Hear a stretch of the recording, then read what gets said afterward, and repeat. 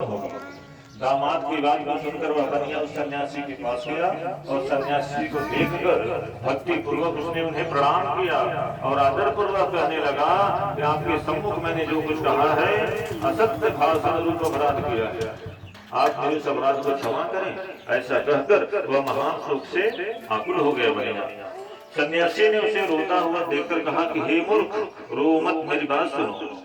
मेरी पूजा से उदासीन होने के कारण तथा मेरी आज्ञा से ही तुमने बारंबार दुख को प्राप्त किया है। भगवान की ऐसी वाणी सुनकर वह बनिया उनकी प्रार्थना करने लगा और कहा कि हे प्रभु, यह आश्चर्य की बात है, आपकी माया से मोहित होने के कारण ब्रह्मा आदि देवता भी आपके रूप और गुणों को यथार्थ रूप से नहीं जान पाते, फिर मैं मूर्ख आपकी माया से मोहित होने के कारण कैसे जान सकता हूँ? आप प्रसन्न हो, मैं अपने धन शक्ति के अनुसार आपकी पूजा करूंगा।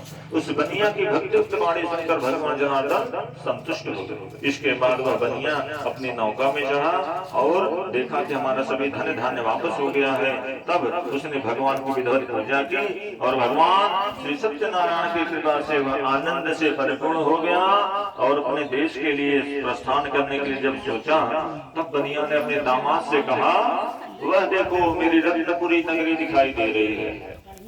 इसके बाद एक दूत को भेजा और कहा कि जाओ हमारे घर पर बताओ हमारी पुत्री से और हमारी पत्नी से कि हम बहुत सारे धन धान्य से संपन्न होकर नगर के निकट पधारने वाले हैं।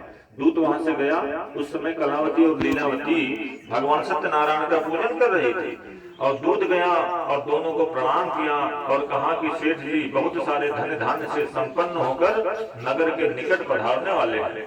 दूत के मुख से यह बात सुनकर वह महान आनंद से विहल हो गई जो लीलावती थी और उसने अपनी पुत्री कलावती से कहा कि मैं साधु के दर्शन के लिए जा रही हूँ, तुम भी जल्दी से आओ। माता का ऐसा वचन सुनकर व्रत को समाप्त करके प्रसाद को छोड़कर वह कलावती कन्या भी अपने पति का दर्शन करने के लिए दौड़ पड़ी, जिसके कारण भगवान एक बार पुनः रुष्ट हो गए। भगवान ने क्या किया, उसके पति को